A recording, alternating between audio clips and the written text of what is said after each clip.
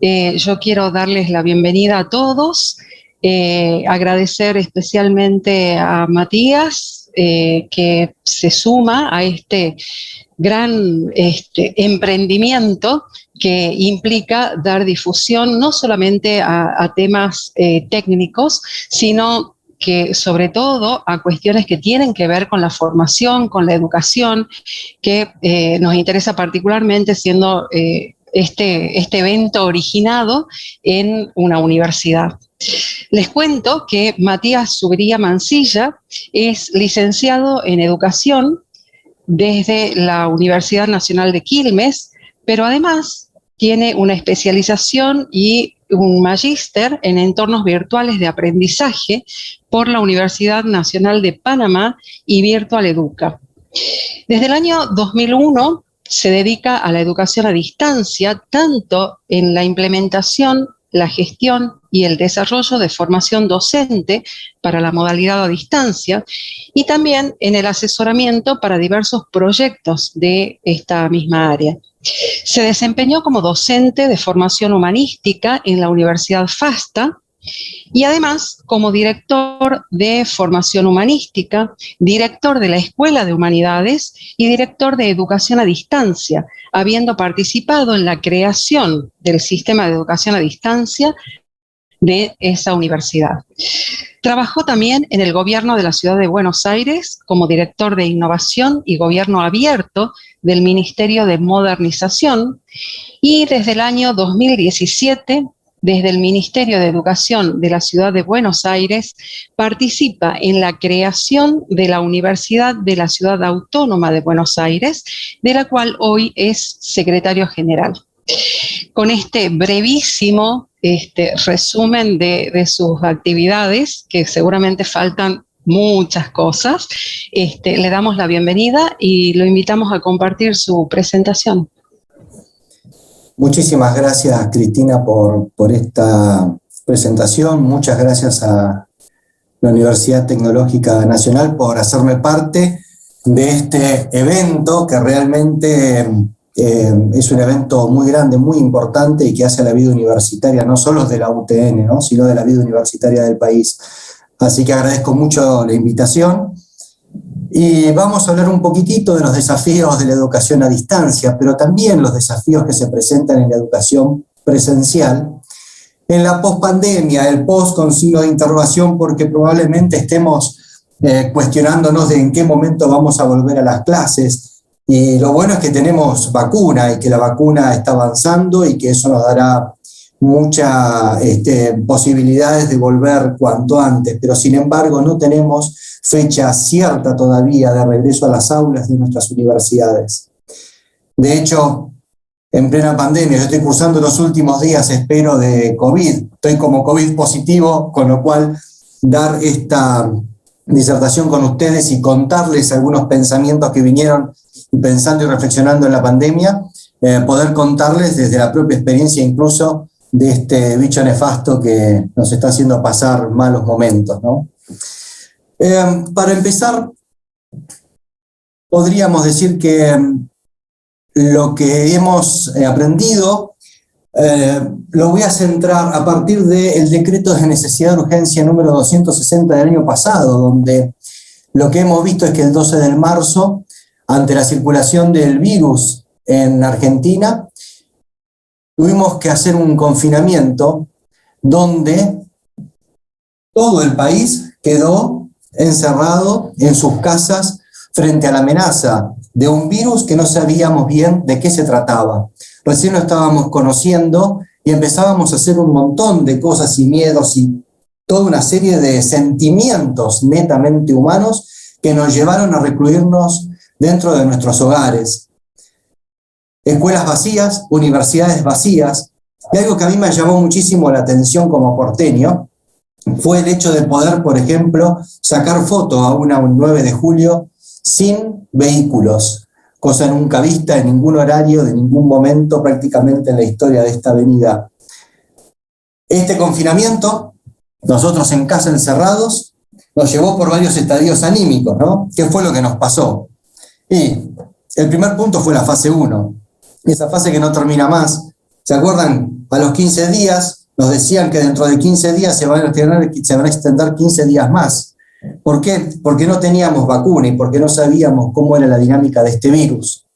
Nos agarró miedo, pánico, extremamos todos los cuidados, estábamos bastante desorientados porque de la noche a la mañana, en 3 días, nosotros tuvimos que quedarnos encerrados. Claro, empezamos a aprender algunas cosas, como por ejemplo, algo que yo antes nunca había escuchado, que era sanitizante, es decir, alcohol al 70%, prepararlo en casa, y con eso rociar a cuanta cosa tengamos o venga de la calle. Recuerdo que hacíamos un esfuerzo muy grande porque una persona entraba a casa y le tirábamos con el alcohol, lo rociábamos y sobre todo la suela de los zapatos. Hasta que un médico de Estados Unidos dijo que la verdad era más probable que te diera 2 veces un rayo en tu vida a que te contagiaras de COVID con la suela de los zapatos. Ahí empezábamos a conocer algo del virus, ¿no? ¿Cómo olvidar el hecho de salir a las 9 de la noche, todo el país a aplaudir al personal sanitario y de seguridad por el esfuerzo que estaban haciendo, ¿no?, en esta pandemia? Comprar barbijos. Esta reunión está siendo grabada. Eso de las máscaras que nos cubrían la cara, por ejemplo, para ir al supermercado.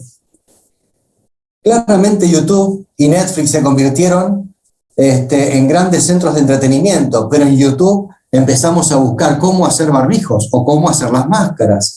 Y seguramente todos nosotros tenemos algún conocido, si no fuimos nosotros mismos, en cómo se hace la masa madre. Es decir, nosotros nos vimos confinados con una serie de dispositivos conectados a Internet que nos permitieron llevar adelante una pandemia, un aislamiento de una manera distinta. Después surgieron todos los optimismos, la nueva normalidad, las cosas que iban a ser mejores después de la pandemia, ¿no?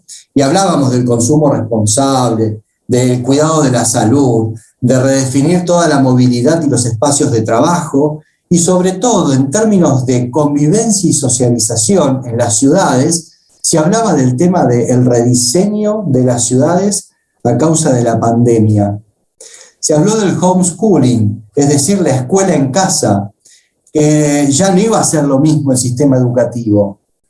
Y yo creo que en este tema, probablemente de todos estos puntos, el de las nuevas formas de trabajo sea el que más quede dentro, o mejor dicho, en la pospandemia. Pero respecto a la educación, respecto a lo que nos pasó a nosotros, yo tengo, no es una mirada pesimista, pero hay un dicho, ¿no?, que dice que la cabra siempre tira para el monte. ¿Qué significa esto? Vemos con optimismo que, por ejemplo, proyectos educativos que estaban basados en tecnologías de la información y la comunicación o tecnologías digitales iban avanzando muy lentamente y con mucha dificultad, y vimos que de un año para el otro crecieron exponencialmente. Pero la pregunta es, si hoy en día nosotros agarramos docentes de cualquier nivel educativo y le preguntamos si no está esperando volver a la escuela para cortar el agotamiento que tenemos de las pantallas o de la educación supuestamente a distancia, que ya hablaremos sobre eso, ¿qué es lo que diríamos? ¿Qué es lo que diríamos como docentes? Muy probablemente. ¿Por qué? Y porque realmente la pandemia lo que hizo fue forzar a los sistemas educativos de todo el mundo, y en esto quiero aclararlo, de todo el mundo, a entrar al siglo XXI. He escuchado infinidad de charlas de cómo la implementación, por ejemplo, de sistemas de videoconferencia planificada en años se hicieron en semanas o en días. Las universidades no se quedaron atrás. Durante este año, o mejor dicho, en diciembre del año 2020, se publicó un libro que es muy interesante, que se llama La universidad entre la crisis y la oportunidad. Es una compilación que hizo el doctor Paulo Falcón de artículos que hicieron autoridades de diversas universidades argentinas. Están casi todas las universidades argentinas públicas y privadas, con sistema o sin sistema de educación a distancia implementado. Y es muy interesante porque de esa lectura uno puede empezar a pensar qué fue lo que pasó en la universidad y cuáles son las oportunidades reales que tenemos para mejorar la educación universitaria, tanto presencial como a distancia. Claro, Confinamiento, sin clases. Sistemas educativos dicen tenemos que tener relación con nuestros alumnos. No podemos dejar que se caigan nuestros alumnos.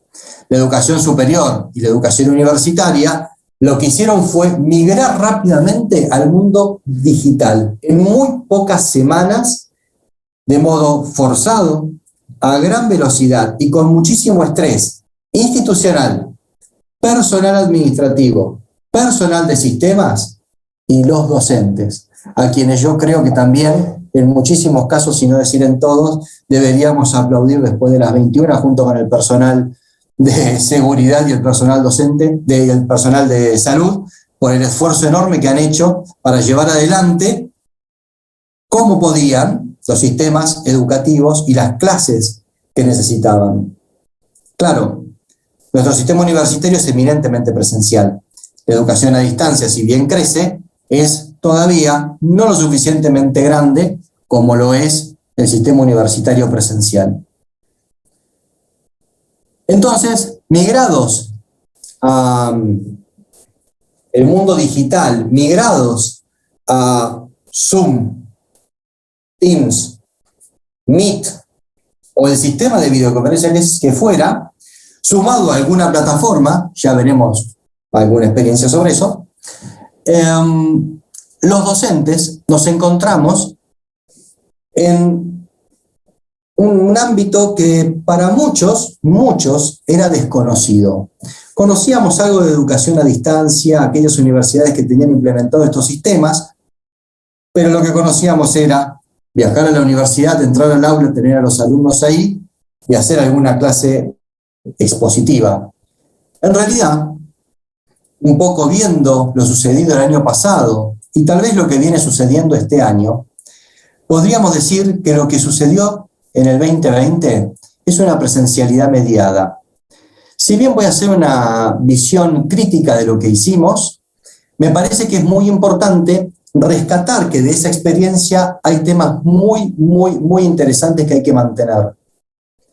La presencialidad mediada, y la llamamos así, porque antes de la pandemia, aquellos que nos dedicamos al tema de la educación a distancia, suponíamos que si nosotros a los estudiantes, no importa el nivel, le ofrecíamos vía dispositivos, celulares, tablets, computadoras, por medio de plataformas digitales, YouTube o la que sea, videos, que era lo que veían todo el día, íbamos a lograr mayor atención por parte de los alumnos. Es decir, si yo la educación la migraba a lo digital, en términos de, por ejemplo, hacer un video, podíamos lograr mejores resultados. Lo que pasó fue esto. Teníamos una clase vía Zoom, sincrónica, con un montón de alumnos con cámaras apagadas. O sea que la solución no era la tecnología, sino que la solución o el problema que nos plantea esto es un problema eminentemente pedagógico-didáctico.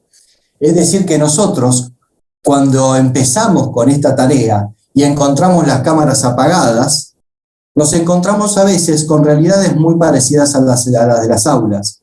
Cuando el docente habla, ¿qué pasa por la cabeza de los estudiantes? ¿Qué están haciendo ahí en su casa o en el lugar que estén? ¿Qué le pido que hagan? ¿Que solo escuchen? Claro, hoy en día los especialistas en educación plantean que lo que se hizo fue lo mismo de siempre, pero en Zoom. Y a esto le llamaron enseñanza remota de emergencia o aprendizaje en línea placebo.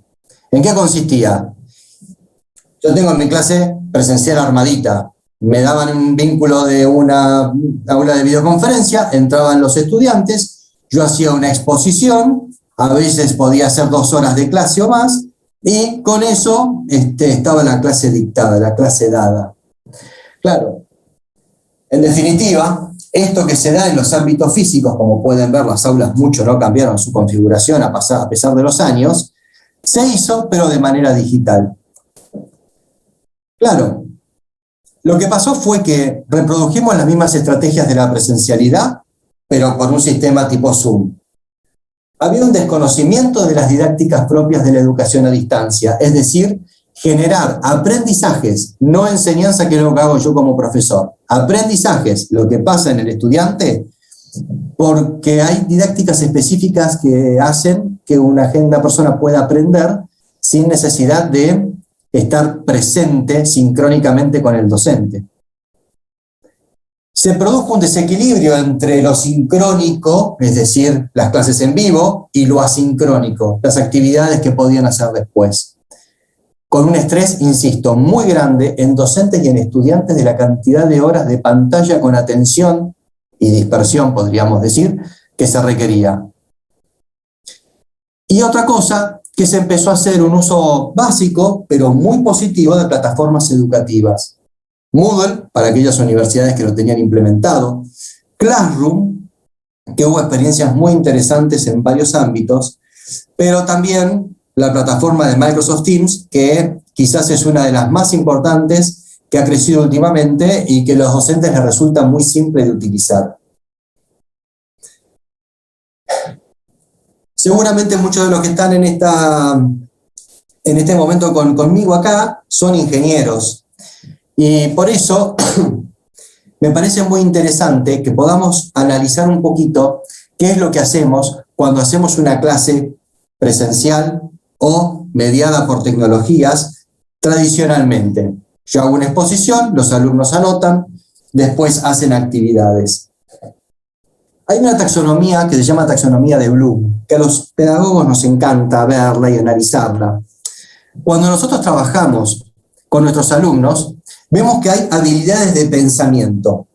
Las más básicas, de orden inferior, es recordar, comprender, y después aplicar hacia arriba, son habilidades que requieren mayor atención, mayor concentración y que son de mayor dificultad.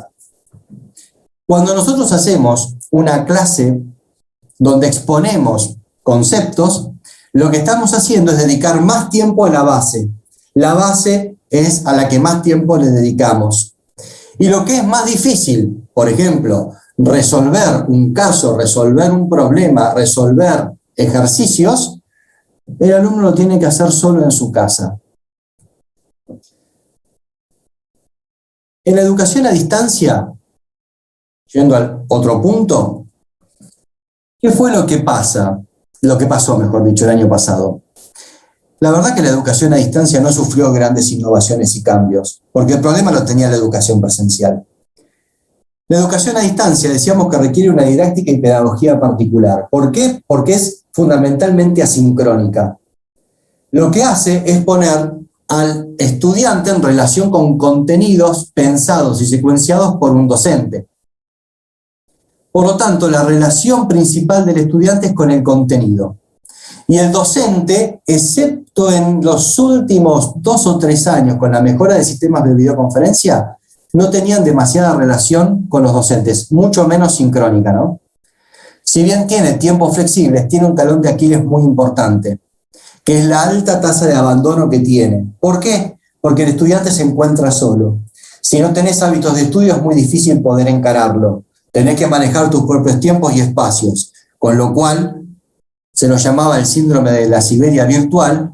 Perdías estudiantes a lo loco y muchas veces era por una simple cuestión: falta de relación con el tutor o falta de atención del docente que estaba a cargo de la materia, porque el sistema muchas veces no lo prevé. O sea que explotó en cantidad de estudiantes, pero no hizo muchos cambios respecto a los modos. Ahora bien, tenemos un sistema presencial que migró a un tema digital y que lograron los docentes aprender a hacer clases vía Zoom, presentaciones, contenidos, que la inmensa mayoría, por no decir todo, lo grabaron y la dejaban disponibles en plataformas a los estudiantes. Tomo esa experiencia.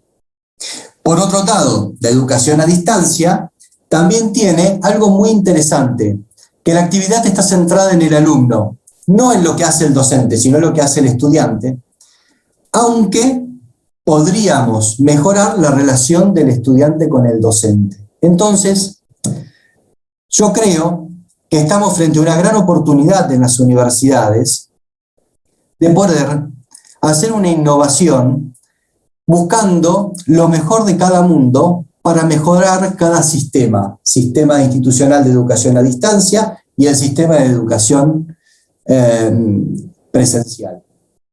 En este punto, vale el paréntesis, que muchas universidades han considerado que los sistemas de educación a distancia son como una suerte de educación de segunda categoría, como que son de menos.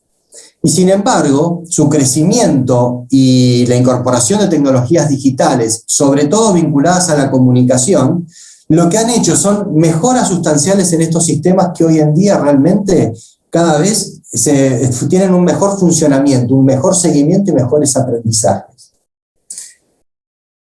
¿Qué les propongo yo después de haber visto lo que vi? Hay una metodología que se llama aula invertida. El aula invertida los padres del aula invertida son Santiago y Bergman, que son dos docentes que lo que se dieron cuenta es que en realidad sus estudiantes, las operaciones básicas, comprender, recordar de la pirámide, que ahora vamos a ver, las podrían hacer en su casa. Que no necesitaban una clase magistral del docente en un aula, sino que en realidad podían darle videos producidos por ellos o por terceros, porque hay una cantidad de material enorme, para que ellos lo vean antes de llegar al encuentro presencial. Y aquellas cuestiones más complejas de aplicar, analizar, evaluar y crear, la hicieran en espacios de encuentro con docentes y compañeros. Claro, ¿qué es lo que estamos planteando? Estamos planteando que el docente no haga lo que puede hacer una máquina. ¿Y qué hace una máquina? Reproduce videos, textos, cuestionarios de multiple choice para ver si lograron entender o no, y que lo puedan volver a rehacer, volver a los textos, volver a los videos. Hoy en día el video es una herramienta enorme y de un potencial gigante dentro de las universidades y además de la educación básica, ¿no? Y en este punto, digo lo que puede hacer una máquina, no porque lo que hacen los docentes no sirve, sino porque el docente lo que puede hacer en el momento presencial, sea sincrónico por Zoom o sea en el aula, es justamente humanizar el aula. Este planteo lo hace Salman Khan, de Khan Academy, que hacen videos justamente de distintas materias y distintas cosas, y es un planteo que creo que hoy en día, después de 1 año y medio de pandemia, hay que rescatar. Siendo el encuentro entre personas algo tan complejo de poder lograr, hay que aprovechar que al momento que lo podemos tener a los estudiantes ahí con nosotros, no usarlo para dar definiciones, que las definiciones las puedo preguntar en Google o en donde el docente me diga, sino utilizarlas para lograr hacer algo más complejo. Si el estudiante tiene las definiciones, si comprende el tema básico, profundizar, trabajar la relación docente-estudiante y estudiantes entre sí. Por lo tanto, la propuesta del aula invertida es que el docente no es que deje de hablar, sino que hable de cosas más profundas y que los temas que son básicos e iniciales lo puedan hacer los estudiantes en sus casas. La tarea es eso. ¿Recuerdan cuando seguramente a sus estudiantes les decían o le explicaban un tema, no sé, ecuaciones, y de repente el estudiante estaba en el aula, entendió ecuaciones y después iba a su casa a resolver ejercicios?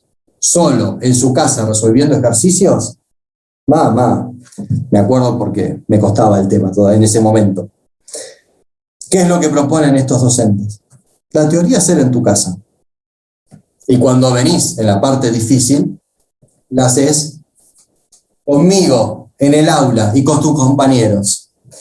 Es decir que esa base grande de comprender y recordar, el aula invertida la reformula. Y los mismos padres del aula invertida, ¿qué es lo que dicen? Que comprender y recordar, los docentes armen videos o los manden a videos que existen. Que busquen hacerle mini tutoriales o que busquen hacerle cuestionarios de autoevaluación para que el estudiante sepa si está entendiendo o se está yendo a cualquier lado. Cuando los junto, empezar a generar trabajo en equipo, trabajo colaborativo, entender, ver, compartir, experiencia de grupo. Y después, para evaluar y crear, cuando digo evaluar no digo poner una calificación, sino entender el grado de avance en el conocimiento y profundidad en el conocimiento de mis estudiantes, hacerlo con el docente, con el equipo docente, para ver cuáles son aquellas operaciones de la inteligencia que están logrando resolver o crear un caso. Es algo tan complejo que es el momento en el que el docente tiene que aprovechar y estar cerca del alumno.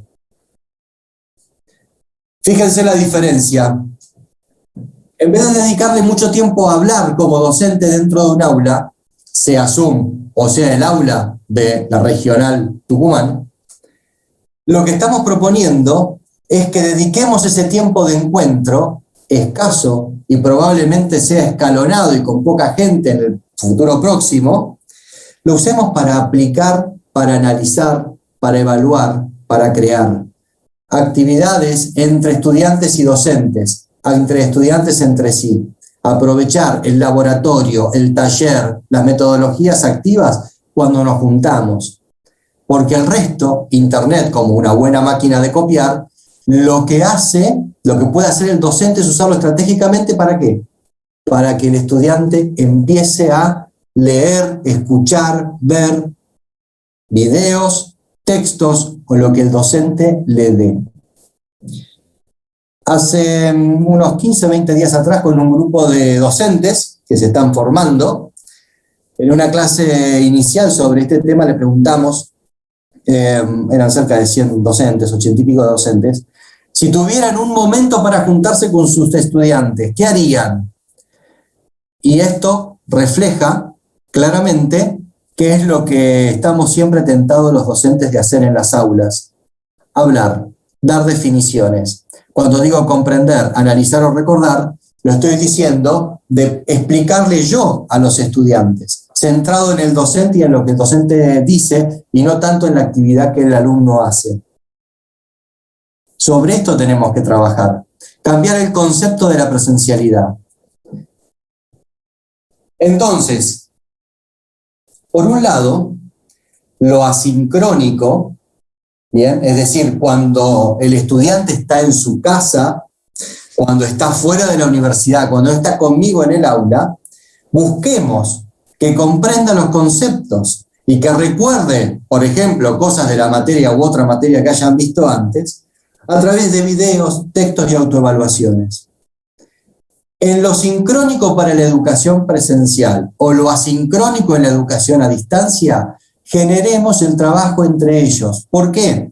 Porque ahí se da una operación dentro de la cabeza de mi estudiante, que es el compartir con su compañero y ver qué puntos se entienden o no entienden, que colaboren entre ellos y logren un mejor resultado porque reflexionan sobre el contenido que me interesa.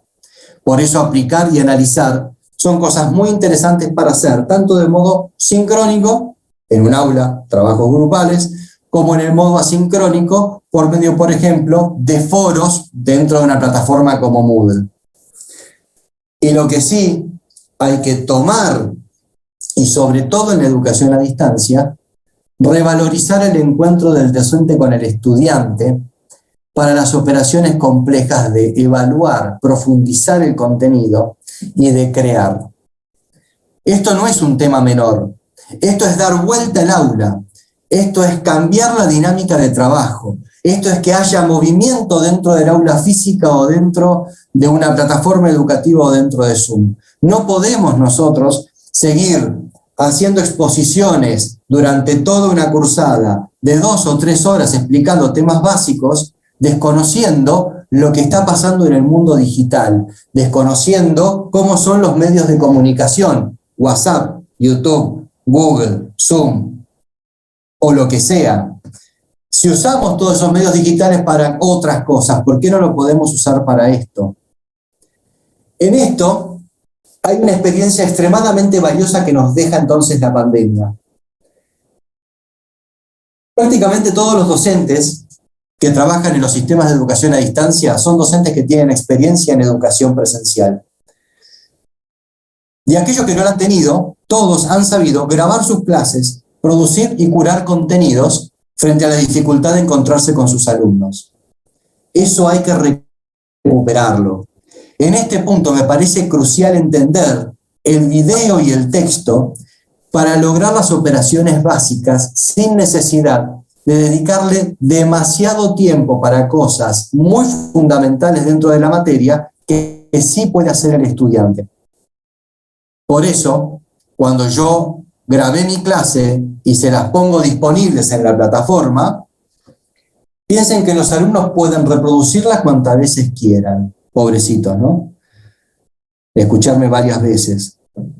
Qué cosa rara. Pueden repetir, pueden pausar para tomar nota.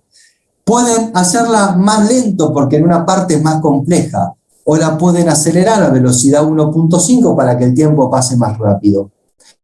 Estas cosas, cuando uno la usa con un objetivo muy concreto, que es lograr aprendizaje, cobran un valor incalculable.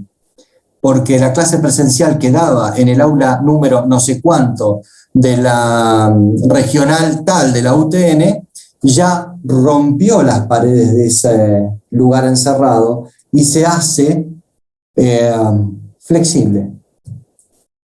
Por otro lado, el tema que decíamos de humanizar el aula. Con lo que nos cuesta encontrarnos con nuestros alumnos, hubo muchísimas experiencias de docentes de universidades que han usado los tiempos de Zoom, ¿para qué? Para hacer intercambio entre grupos, equipos de estudiantes, ¿para qué? Para ver qué podían comprender, qué no podían comprender, cuál era su sentir sobre un contenido, sobre la pandemia, sobre lo que te pasa. Genera empatía, y nuestros estudiantes de hoy en día, sin empatía, les cuesta el doble aprender. Y otra cosa que tenemos que rescatar de la pandemia, la ubicuidad del tiempo y espacio. ¿En serio pensamos hoy en día que si un estudiante no me escucha a mí durante el lapso de 2 horas sobre un tema en un ámbito físico concreto, no puede aprender?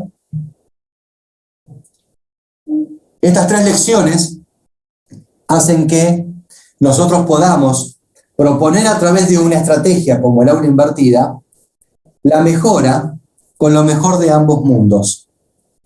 En mi caso yo no hablo más ya del mundo virtual, hablo del mundo digital, porque virtual se define como lo que parece pero no es.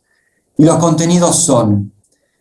Tampoco es un mundo diferente, sino que es el mismo mundo, en un formato físico o en un formato digital. Pero esa dicotomía ya físico, virtual, digital, me parece que no va.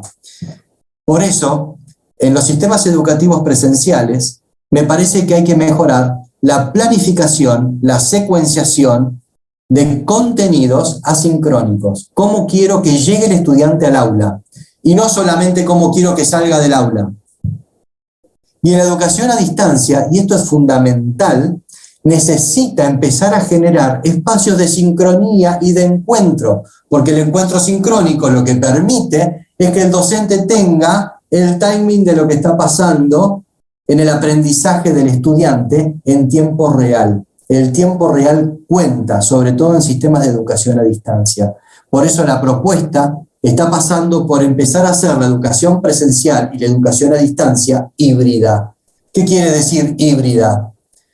Hacer actividades presenciales donde lo asincrónico, hablando del primer punto, está totalmente relacionado con lo que pasa en el aula, es decir, en el aula analizamos ese tema y lo que te llevas a tu casa para seguir estudiando tiene relación con el tema, o porque lo sigue, porque lo precede, o porque es el tema que tengo que estudiar. Y en la educación a distancia, y acá es mucho más importante, generar que las actividades sincrónicas tengan relación con las materias que estoy cursando y con el tema que estoy cursando. ¿Qué pasa en la educación a distancia? Los momentos de sincronía suelen ser exámenes finales, algún seminario que me invita a la universidad, que por ahí tiene alguna relación con la carrera, no necesariamente con la materia que estoy cursando, o lo que es mucho peor, simplemente actividades de extensión a la cual estoy invitado para hacerlas sincrónicamente o presencialmente. No, tenemos que lograr que los docentes de educación a distancia generen espacios de encuentro Pero para lograr ¿qué? Analizar, aplicar, evaluar, crear, no comprender y recordar a los estudiantes. Esto hace, el aula invertida, que la actividad esté principalmente centrada en el estudiante. Pensemos como docentes al momento de planificar cómo voy a desarrollar la materia, ¿qué quiero que aprenda? No, ¿qué voy a enseñar? Porque yo puedo enseñar y ellos pueden no aprender. ¿Qué quiero que aprendan? ¿Qué competencias quiero que desarrollen? Y si yo quiero trabajar por competencias, necesito del espacio presencial o necesito del espacio sincrónico. No puede ser todo digital o no puede ser todo exposición. Tengo como docente estar ahí cerca de él para ver cómo trabaja, cómo hace. Es el estudiante el que tiene que hacer el esfuerzo. No es el docente que tiene que hacer el esfuerzo por el estudiante. Nosotros seguimos, acompañamos, enseñamos para que él aprenda. Por eso vamos a necesitar nuevas competencias pedagógicas, comunicacionales y tecnológicas.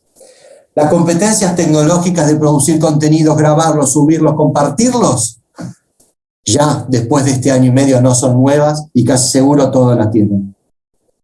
Las competencias comunicacionales, ahí creo que podemos mejorar. Nosotros necesitamos empatía, generar confianza porque hay distancia a través de la tecnología. Y la confianza genera apertura. Y cuando hay apertura, el aprendizaje es mucho más cercano para los estudiantes. Los docentes tienen que producir también sus materiales porque nos encanta, porque nos gusta, porque lo queremos hacer. Y porque somos universitarios y lo hacemos. Ahora, ¿para quién escribimos o damos una clase? Que no sea para expertos, que sea según nuestros estudiantes, según el contexto que yo tengo en el aula. Porque es a ellos a los que tengo que llevar a adquirir nuevos conocimientos o capacidades o competencias. Y por último, las nuevas competencias pedagógicas se centran en definitiva en correrme yo como docente como centro de todo lo que es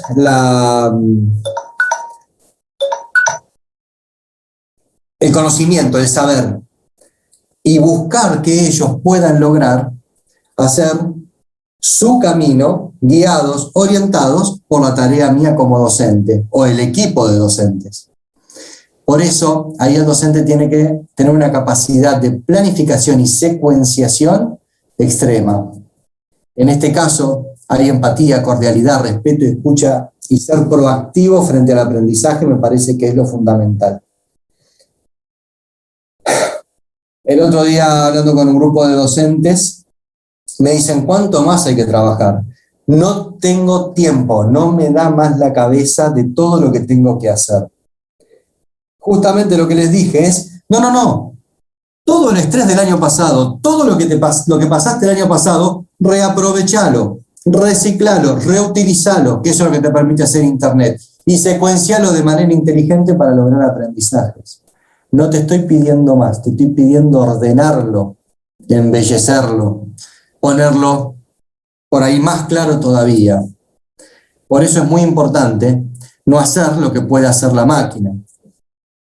De ahí que la aula invertida, en términos de contenido y reproducción de cosas, nos puede dar una mano muy grande. Y nosotros aprovechar mejor el encuentro entre personas en lo presencial, sea sincrónico, vía Zoom, como lo estamos haciendo ahora, o sea, vía aula presencial con los estudiantes en la universidad. Hay talleres, metodologías activas, trabajos en equipos, tutorías, deberían ser el momento cuando me encuentro con los estudiantes. ¿Para qué? Para generar lo que hacen en definitiva las universidades, ¿no? La formación de profesionales con un alto sentido social, con valoración del conocimiento, con valoración del perfil profesional, porque hay cercanía con profesionales que los capacitan. Les agradezco muchísimo este tiempo y, querida Cristina, quedo abierta a consultas, preguntas, cuestionamientos, debates.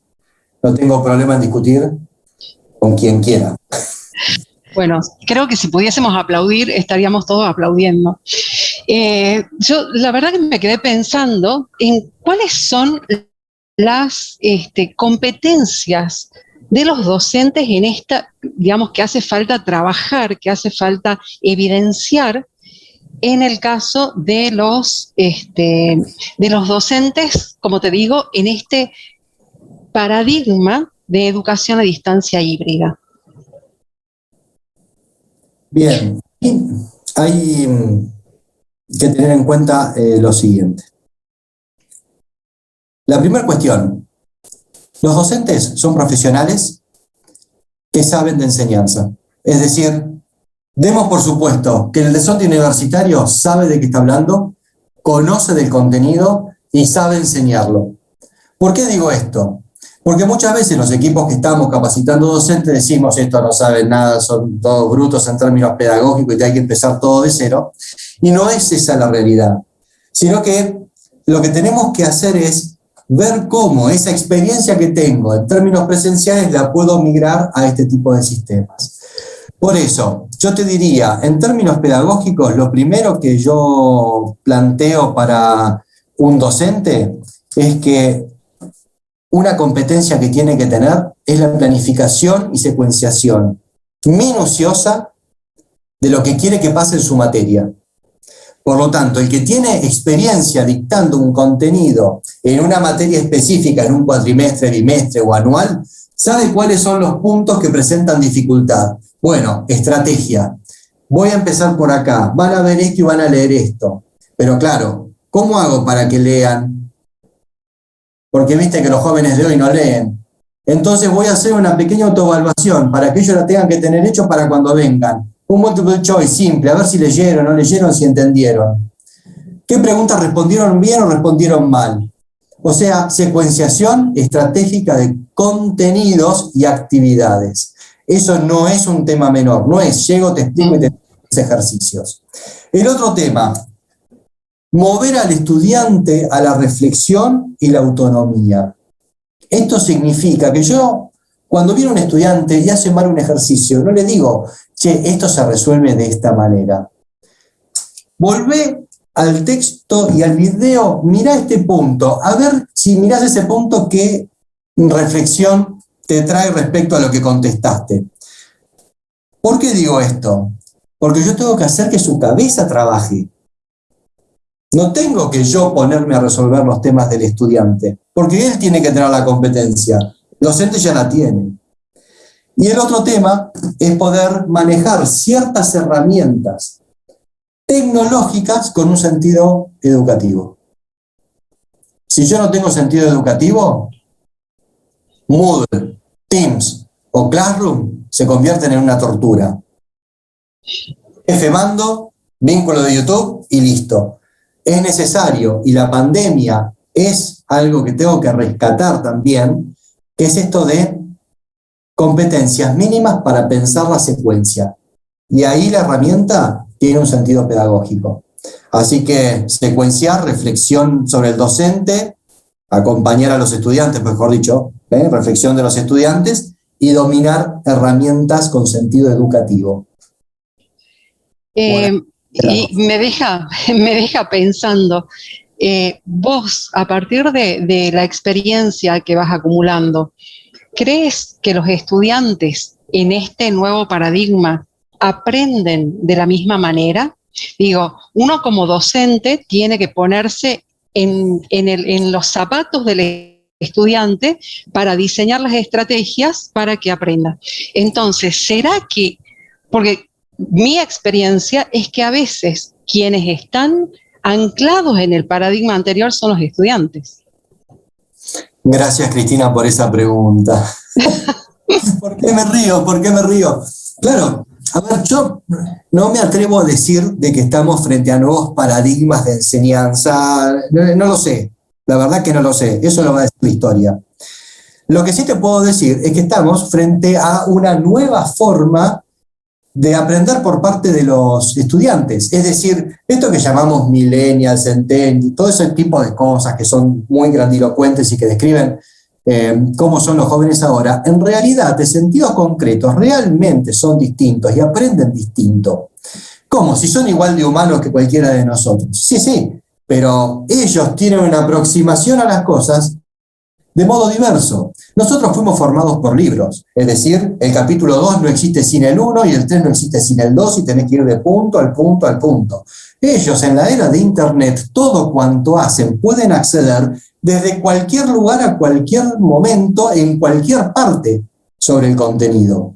Entonces, no siempre lo que yo termino poniendo como secuencia es lo que ellos en realidad pueden hacer. ¿Cómo hago como docente para trabajar? Y acá sí hay un cambio, ¿Cómo hago para trabajar con jóvenes que tienen acceso a montañas de información, basura y buenísima, en la mano? ¿Cómo les enseño el criterio para seleccionar material? ¿Cómo hago para estas personas que un video de 5 minutos no se lo aguantan? Progresivamente, empecemos con 2, terminamos con 20, pero hay que hacerlo.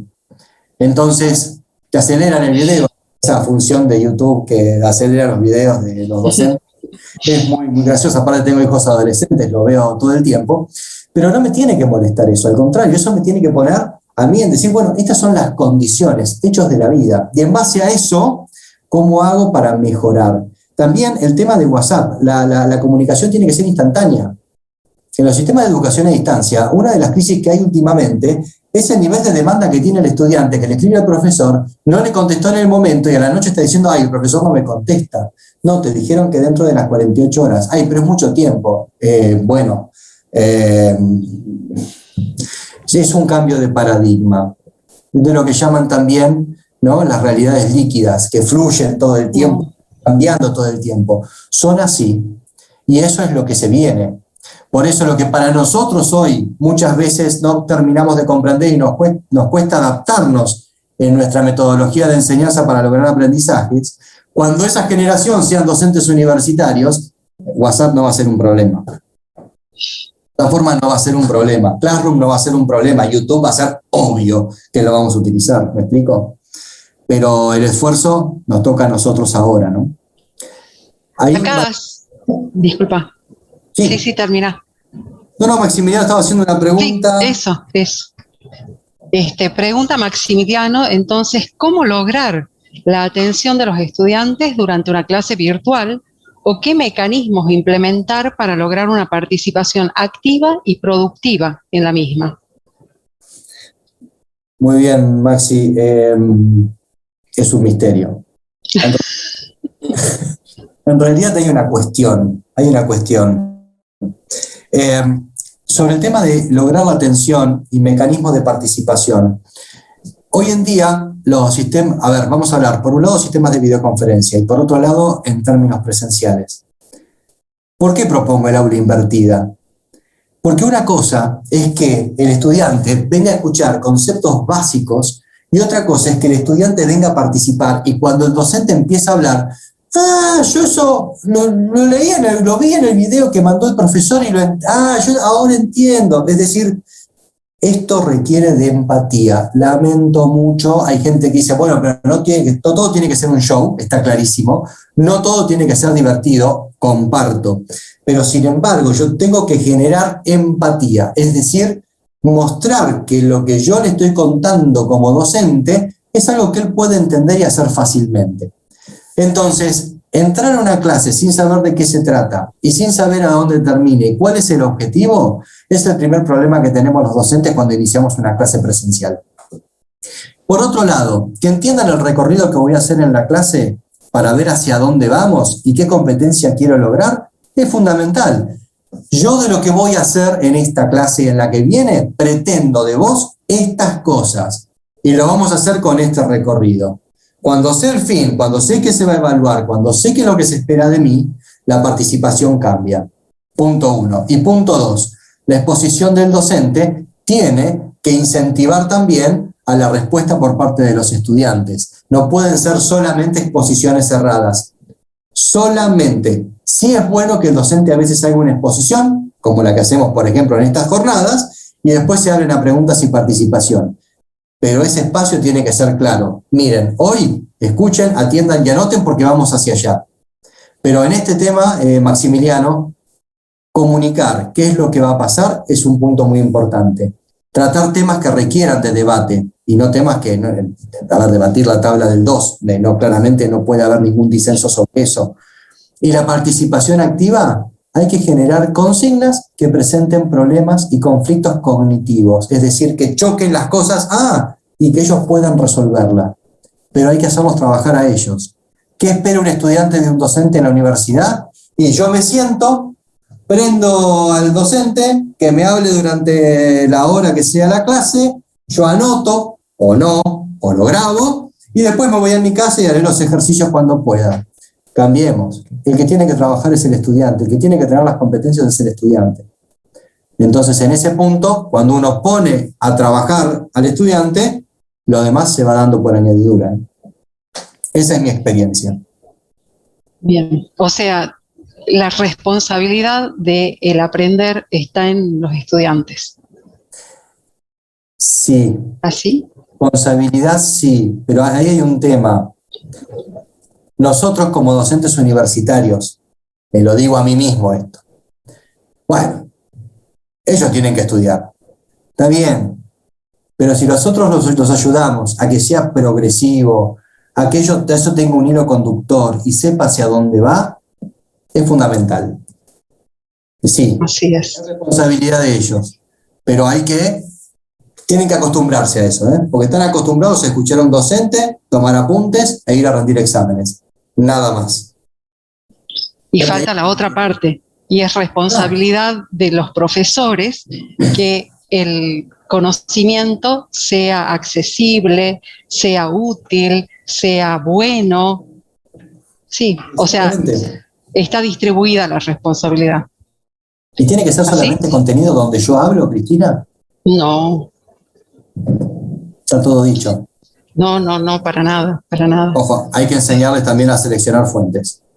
Totalmente. Para mí de la universidad es crucial en ese punto, porque YouTube es una máquina de todo, ¿no? De todo. Así es, así es. Bueno, Matías, la verdad, un placer. Creo que todos aprendimos. Como verás, el chat está lleno de felicitaciones. La gente está realmente muy, pero muy entusiasmada, porque me parece que no se trata solamente de agradecimiento, sino que has conseguido algo que es sumamente importante, que es el entusiasmo por ir en un sentido.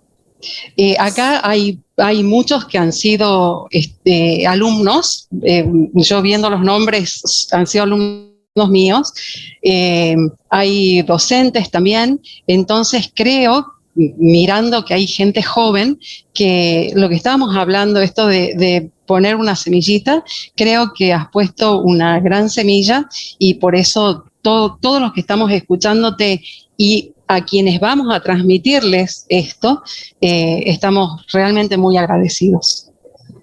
No, el agradecido, Cristina, la verdad que soy yo por esta invitación y por este honor de poder participar de semejante evento.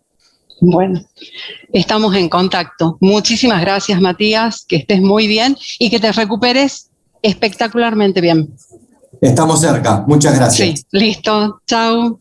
Buenas tardes a todos, muchísimas gracias por estar y seguimos con otras charlas. Hasta luego.